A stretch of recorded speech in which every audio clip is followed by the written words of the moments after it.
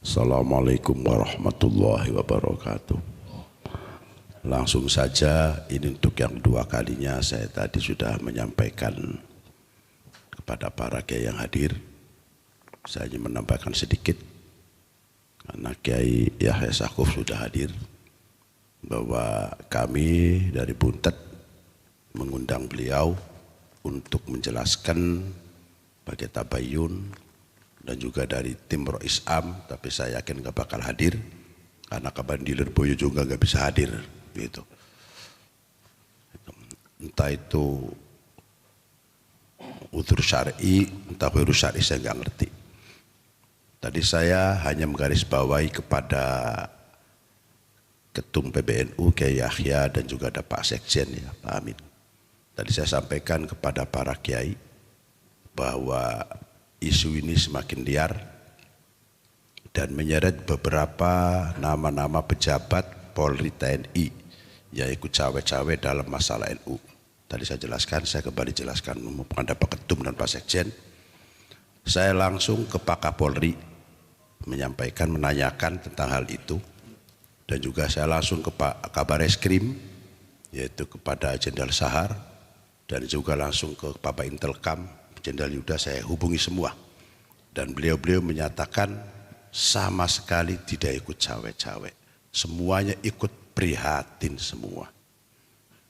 Bahkan Pak Kabar Eskrim menyatakan, saya ini NU loh Kiai, saya NU, saya prihatin, saya nggak mau ikut urusan para kiai, yang bisa mengatasi adalah para kiai sendiri. Jadi itu isu itu saya langsung menyampaikan semua kepada beliau-beliau. Bahkan saya juga pernah menyampaikan ke Kiai Yahya, utusannya Bapak Presiden pun datang nemui saya, dan saya langsung video callan ya, karena HP saya itu jadul. Jadi melalui orang langsung dengan Pak Sekjen, Pak Ketua MPR, beliau menyampaikan wanti-wanti bahwa Bapak Presiden sangat prihatin dan tidak akan ikut campur dalam masalah ini. Karena NU itu aset terbesar yang ada di Indonesia, bukan saja Indonesia tapi dunia. Ketika NU chaos, maka perpolitikan, perekonomian, stabilitas negara juga menjadi goncang. Cuma beliau berpesan, Bapak Presiden ke saya dari istana dan Pak Ketua MPR, tolong Kiai usahakan jangan sampai ada 2 muktamar. Itu juga sudah saya sampaikan kepada Kiai Yahya, kalau nggak salah Kiai ya waktu itu. Dan jaminan Presiden itu saya sendiri. Saya menyatakan, sampaikan ke Bapak Presiden, insya Allah tidak akan terjadi. Gitu. Apalagi setelah kita dengar kemarin keputusan para kiai-kiai sepuh yang ada di Lirboyo, kebetulan beliau sendiri hadir, kita sudah tenang bahwa ini permasalahan sudah gampangannya tuntas lah kira-kira. Tinggal bagaimana solusi terbaik. Dan kenapa kami sengaja mengundang, memanggil dengan hormat kepada Ketua Umum untuk menjelaskan segala sesuatunya, biar jangan katanya atau hoak dan hoak. Saya minta dengan hormat kepada Ketua Umum PBNU Kiai Haji Yahya Stakuf untuk menyampaikannya sebagai tabayun kepada kita semua. Demikian bisa saya sampaikan. Wassalamualaikum warahmatullahi wabarakatuh. Monggo Kiai Yahya. Assalamualaikum warahmatullahi wabarakatuh. Alhamdulillah wa syukurillah wassalatu wassalamu ala rasulillah Sayyidina Maulana Muhammadin ibn Abdullah wa ala alihi wa sahbihi wa mawala. Amma ba'd, hadaratil afadil yang saya muliakan, para masyayikh, para kiai yang hadir pada kesempatan ini, fil muqaddimah yang mulia Kiai Adi Rafiuddin, yang saya hormati Bapak, para hadirin. Alhamdulillah, kemarin saya memenuhi panggilan dari para sesepuh mustasyar untuk datang ke Lirboyo menemui para sesepuh mustasyar, dan ada sekitar 570 hadirin dari PWPW dan PWNU dan PCNU seluruh Indonesia, juga dari para pengasuh pesantren dari seluruh Indonesia. Alhamdulillah. Saya kemudian diminta untuk menghadap kepada satu majelis khusus para sesepuh mustasyar.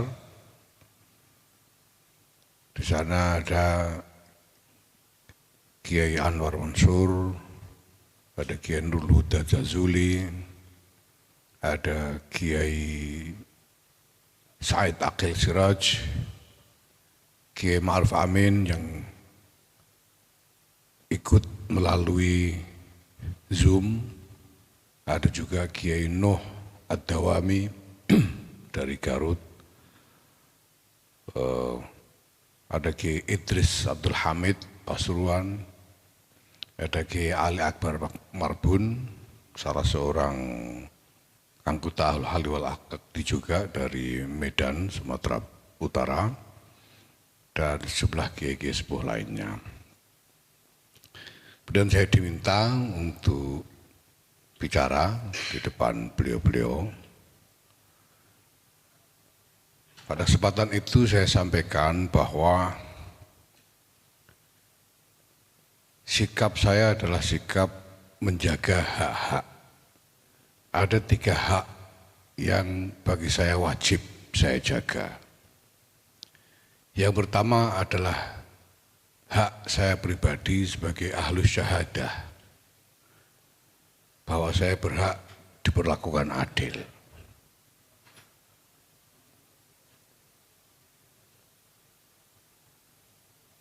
Bahwa perlakuan adil itu berarti apapun yang menyangkut diri saya berhak untuk mendapatkan kesempatan untuk melakukan tabayun, untuk melakukan klarifikasi dari apapun masalah yang dianggap menyangkut diri saya. Yang kedua yang saya wajib menjaga adalah hak dari maqam ulama. Bahwa maqam ulama itu harus dijaga, tidak boleh diciderai, tidak boleh ada sesuatu yang dibiarkan menjadikan maqam ulama itu jatuh, menjadi berkurang kehormatannya, terutama dalam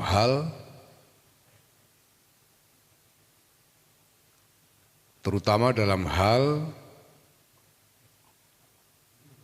wewenang para ulama, dalam hal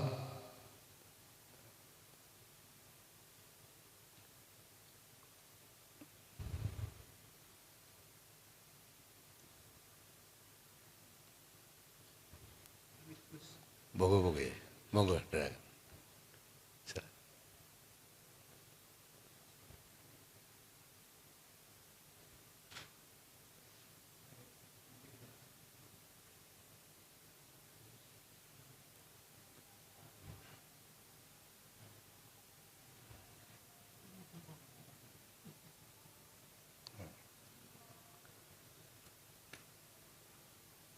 Terutama dalam hal wibawa para ulama untuk menyampaikan tuntunan syariat, untuk menyampaikan ketentuan-ketentuan syariat. Karena ulama ini bertanggung jawab memberikan bimbingan syariat kepada umat.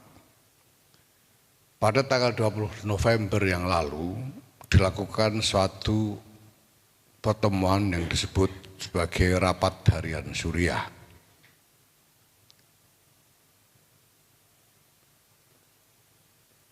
Rapat harian Suriah itu sendiri,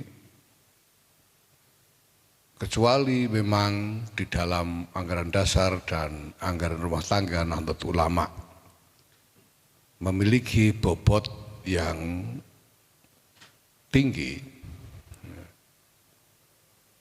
kita tahu bahwa Suriah itu sendiri adalah perwujudan simbolis dari wewenang dan wibawa ulama. Karena Suriah itu dibentuk sebagai wadah dari para ulama untuk membuat kebijakan-kebijakan bagi organisasi, untuk melakukan pengawasan terhadap jalannya organisasi. Walhasil bahwa Suriah itu sendiri adalah perwujudan simbolis dari wibawa ulama, yang tentu bukan hanya di lingkungan Jamiah Nahdlatul Ulama saja, tetapi juga di lingkungan masyarakat yang lebih luas. Karena di situ tempatnya para ulama. Tanggal 20 November yang lalu itu dilakukan pertemuan, dan pertemuan itu isinya adalah penyampaian tuduhan-tuduhan terhadap diri saya pribadi sebagai Ketua Umum Tanfidiyah Pengurus Besar Nahdlatul Ulama. Berbagai macam tuduhan,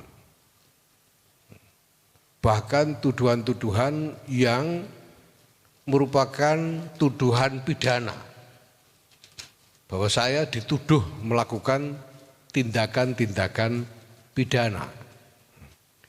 Itu disampaikan di dalam rapat tersebut. Banyak peserta rapat, para kiai, para rois maupun para khatib yang pada waktu itu meminta supaya saya dihadirkan untuk memberikan tabayun.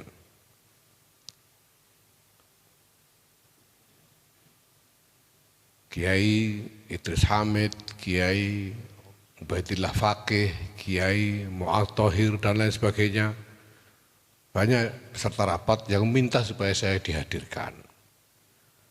Ya, termasuk juga bahkan pengurus-pengurus Tanfidiyah lainnya yang dianggap relevan dengan masalah supaya dihadirkan.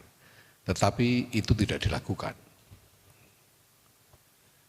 Maka yang terjadi dalam pertemuan itu adalah penyampaian tuduhan-tuduhan tanpa sedikit pun ada ruang bagi saya untuk diperiksa dan memberikan tabayun sama sekali. Nah, memang sebelum itu saya pernah 2 kali dipanggil secara pribadi oleh Rois Am dengan pesan bahwa saya harus datang sendirian tanpa membawa teman siapapun. Beliau minta pertemuan 4 mata. Dalam 2 pertemuan itu beliau menanyakan sejumlah hal. Yang pertemuan pertama saya jawab secara umum, dalam pertemuan kedua saya jawab dengan lebih rinci dengan menyertakan dokumen-dokumen sebagai data kepada Rois Am. Tetapi di dalam rapat tanggal 20 November itu tidak sedikit pun jawaban, klarifikasi, informasi dari saya disampaikan kepada rapat, apalagi dipertimbangkan. Disampaikan kepada rapat pun tidak, jadi hanya tuduhan-tuduhannya saja yang disampaikan dalam rapat itu. Sampai kemudian entah bagaimana prosesnya, tiba-tiba keputusan diambil alih oleh Rois Am dan 2 orang wakil Rois Am, dan kemudian muncul risalah rapat yang sebelum dikirimkan kepada saya sudah disebarluaskan di media-media sosial, yang isinya ya lagi-lagi persis tuduhan-tuduhan yang dianggap sudah sebagai penetapan hukum beserta vonis bahwa saya harus mengundurkan diri dalam waktu 3 hari atau diberhentikan. Nah, saya sampaikan kepada para sesepuh mustasyar bahwa ini berarti hak-hak saya sebagai ahlu syahadah sama sekali diabaikan. Bahwa saya diperlakukan seperti kafir harbi yang halal kehormatan saya. Karena saya hanya dituduh tanpa diperbolehkan memberikan klarifikasi sama sekali. Ini yang pertama, hak saya sama sekali diabaikan. Yang kedua, hak dari makom ulama. Apabila cara berembuk dan membuat keputusan seperti tanggal 20 November itu dibiarkan, diterima, maka seolah-olah apa yang dilakukan oleh pada tanggal 20 November itu seolah-olah diperbolehkan oleh syariat. Karena yang ikut di dalam pertemuan itu adalah para Suriah PBNU yang punya atribut ulama. Ulama melakukan itu dan diterima berarti halal secara syar'i. Nah, ini tentu luar biasa berbahaya karena ada satu tindakan, satu proses yang ya kecuali bahwa saya ngaji sekian lama ini salah semua, yang batil, tapi kalau dibiarkan kemudian orang menganggap ini sudah benar, sehingga cara seperti itu diperbolehkan oleh syariat. Tentu ini sangat mencederai hak dari makom keulamaan. Ulama yang mestinya berpikir dan bertindak berdasarkan ilmunya, melakukan seperti yang terjadi di tanggal 20 November itu, yang kalau itu tidak dinyatakan batil, berarti ya akan ada anggapan bahwa apa yang dilakukan itu boleh, sudah sesuai dengan syariat. Nah, yang ketiga yang wajib dijaga, wajib saya jaga adalah hak dari jam'iyah. Bahwa jam'iyah ini memiliki tatanan. Jam'iyah ini memiliki aturan-aturan, anggaran dasar, anggaran rumah tangga dan seterusnya. Yang tidak boleh diciderai.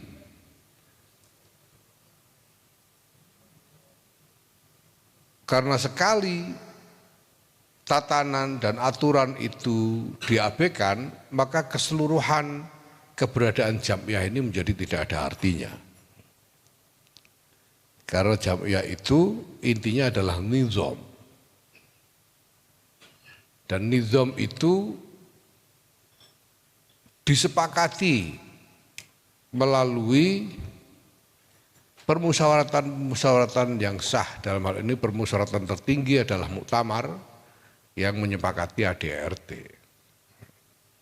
Nah, kalau nizam ADART ini diabaikan, maka tidak ada gunanya lagi ada nizam jam'iyah. Tidak ada artinya. Nah, rapat yang seperti saya gambarkan tadi itu tiba-tiba membuat keputusan meminta saya mundur atau diberhentikan.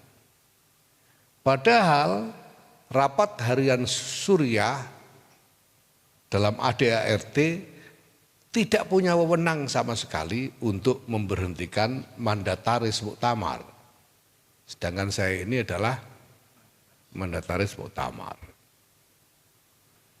Jadi ini ada rapat yang membuat keputusan di luar wewenangnya. Ini berarti menciderai hak jamaiyah untuk dipelihara nizamnya. Nah, Bapak para kiai yang saya hormati, mengenai tuduhan-tuduhan yang disampaikan kepada saya, ya. Pertama, saya merasa bahwa apabila saya membuat keterangan-keterangan, penjelasan-penjelasan di luar forum atau wahana yang semestinya, maka penjelasan saya juga akan sia-sia. Sering dalam berbagai pertemuan saya diminta untuk membuat penjelasan, tapi untuk membuat penjelasan detail tentu sia-sia karena melibatkan dokumen-dokumen yang kompleks, melibatkan penjelasan yang panjang lebar. Ya. Tapi saya bisa katakan bahwa semua yang dituduhkan itu apabila dianggap benar, maka itu berarti sepenuhnya fitnah. Semua yang dituduhkan kepada saya itu adalah fitnah. Dan apabila saya diberi kesempatan untuk memberikan penjelasan, maka sebetulnya semuanya bisa saya jelaskan dan akan ditemukan kesimpulan bahwa tidak ada masalah atau kesalahan apapun yang telah saya lakukan, karena semuanya didukung dengan penjelasan mengenai proses, tata cara, mekanisme, dokumen-dokumen yang jelas-jelas sah menurut tatanan organisasi. Saya kira bahwa kemudian tuduhan-tuduhan itu dilempar ke media sosial, itu bukan sesuatu yang tanpa sengaja.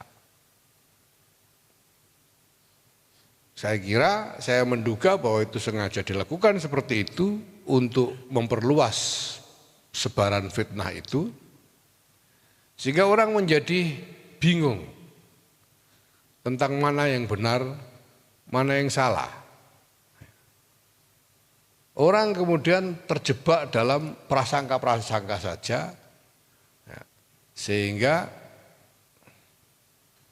yang muncul adalah emosi, sentimen-sentimen negatif, mungkin kemarahan kepada saya karena fitnah-fitnah tersebut, karena tuduhan-tuduhan itu. Ini berarti bahwa memang yang diinginkan dari semua ini bukan kebenaran, tapi semata-mata untuk menyingkirkan, menjatuhkan atau menyingkirkan saya pribadi.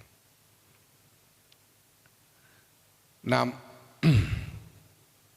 demikian yang saya sampaikan kepada para sesepuh mustasar, dan saya menekankan bahwa untuk menjaga hak-hak seperti yang saya sampaikan itu, maka rapat yang disebut rapat harian Suriah PBNU tanggal 20 November itu harus dinyatakan batil.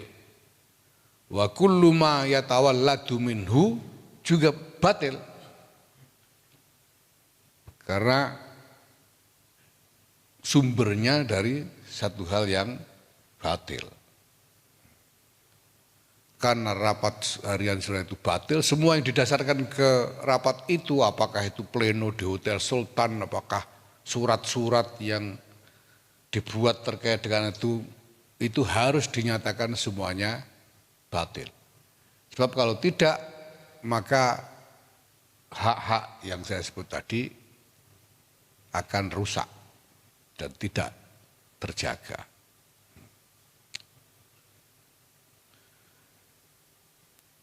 Bagi saya sebetulnya apabila memang ada kemauan untuk melihat masalah ini dan prosesnya secara objektif.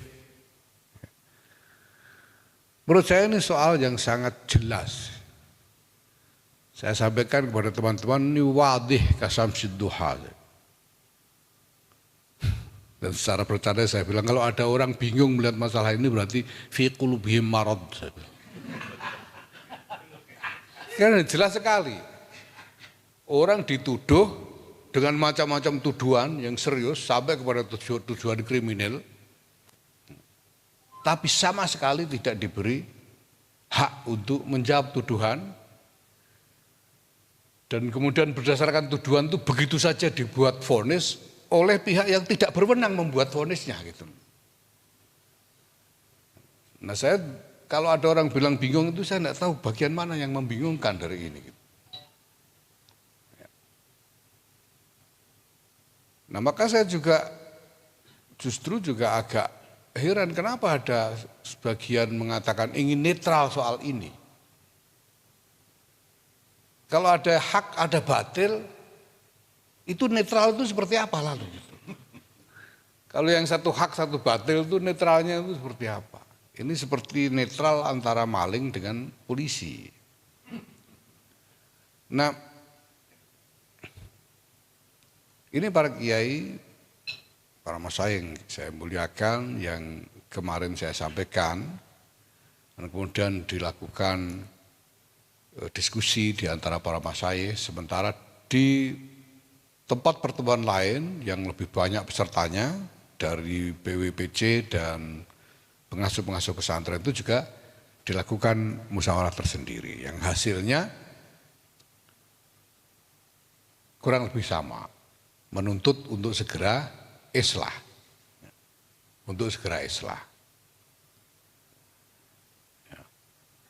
dan kemudian mempersiapkan muktamar bersama. Jangan sampai ada dua muktamar sebagaimana tadi disebut oleh Kiai Atib Rafiuddin, dan diberi tenggat juga, diberi deadline 3 hari harus bisa islah. Saya tentu saja menyatakan saya siap untuk islah, saya siap. Saya kira sudah banyak yang melihat pernyataan saya di akhir pertemuan itu karena juga tersebar. Saya siap melakukan klarifikasi dengan cara apapun, kapanpun, dimanapun, dengan menghadirkan semua saksi dan bukti yang diperlukan. Karena saya terbuka sejak awal sebetulnya. Ya, maka sebetulnya justru yang paling mengherankan kenapa saya dilarang memberikan tabayun, kenapa itu ya? Yang saya tidak habis pikir. Ya. Makanya saya katakan kalau itu diperbolehkan ini berbahaya sekali bagi martabat keulamaan itu sendiri. Gitu. Dan berkali-kali diundang, ketika diundang di Tebuireng saya datang, Roy Sam tidak datang, kemudian ada yang diutus, yaitu Pak Muhammad Nuh dan Saudara Nur Hidayat, dan ketika hendak dipertemukan di satu majelis bersama saya supaya dikonfrontasi, mereka menolak. Mereka meminta bertemu sendiri-sendiri sehingga saya harus menunggu sekitar 2 jam.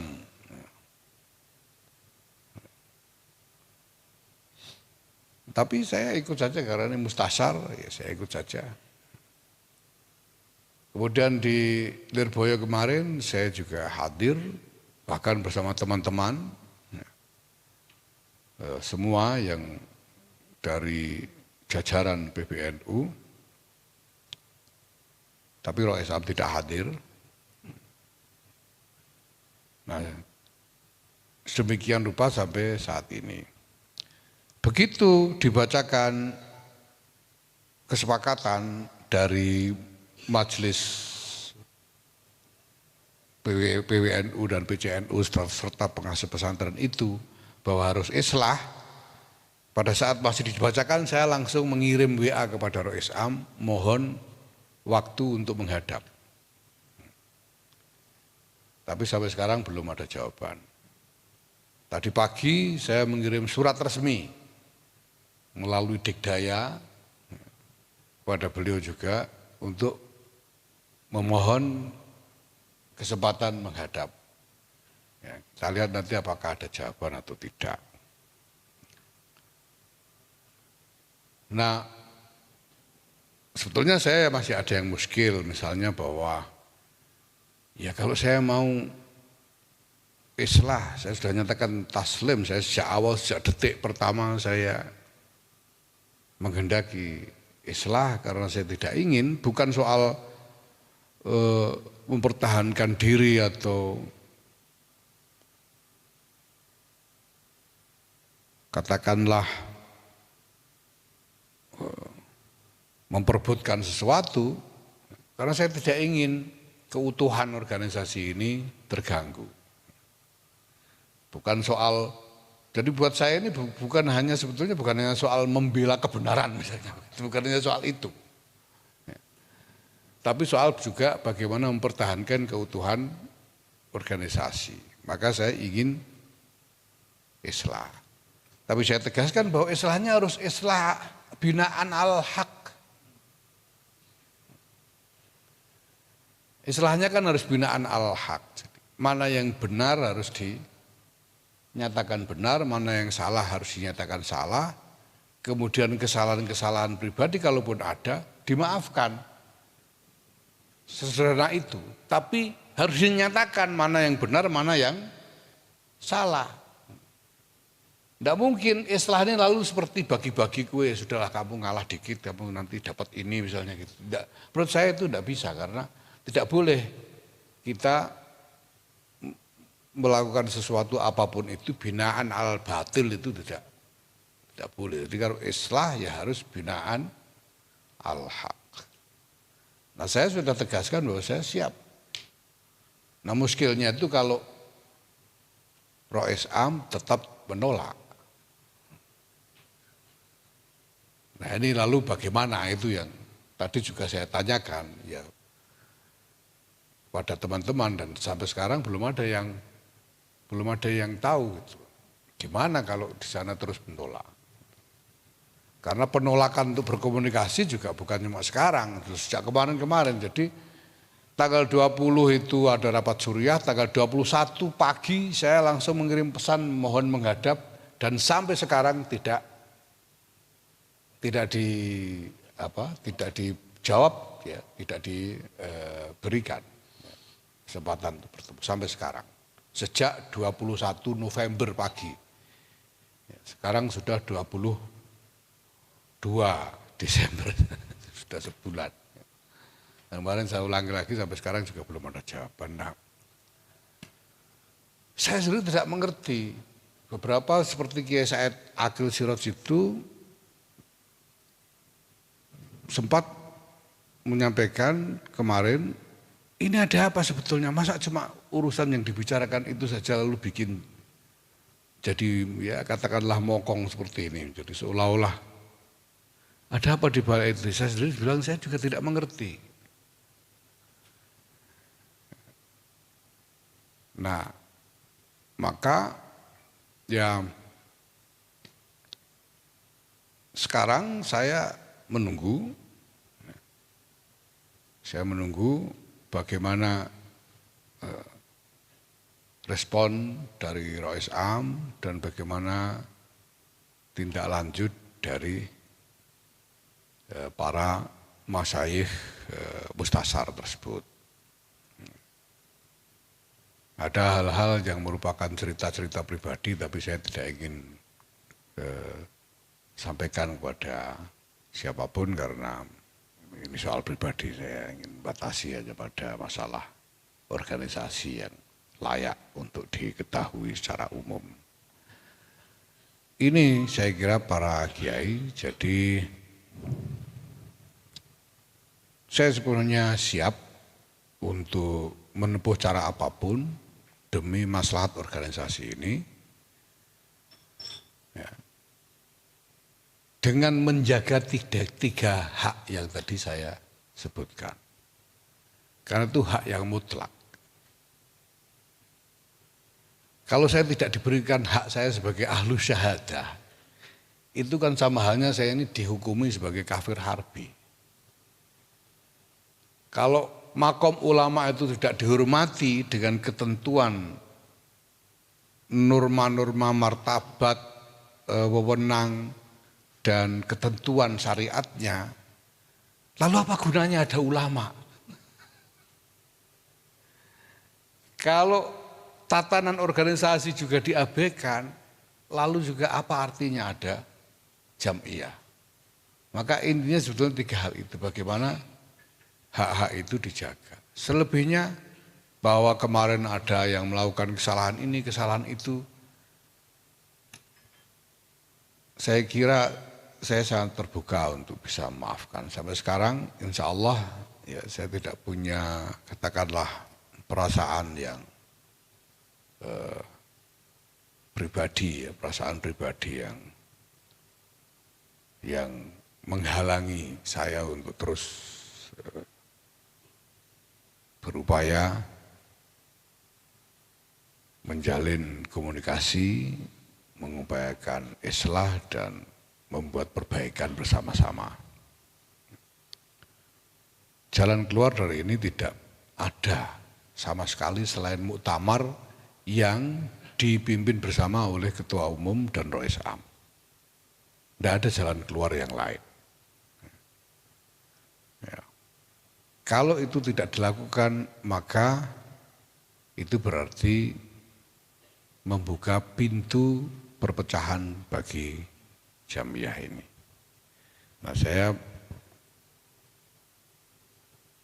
berharap bahwa para kiai, para ulama juga tidak berputus asa untuk terus mengupayakan jalan maslahat bagi Jam'iyah ini, memberikan taujihat kepada para kader, para pimpinan Jam'iyah, dan juga tentu saja mendoakan Jam'iyah dan para kadernya ini semoga senantiasa di dalam lindungan Allah Subhanahu wa taala. Saya sering mohon maaf karena nanti sesudah maghrib saya harus mengikuti pertemuan dengan PWNU, maka mungkin saya mohon izin, nyuwun ngapunten saestu nih Kiai Adib, mohon izin untuk tidak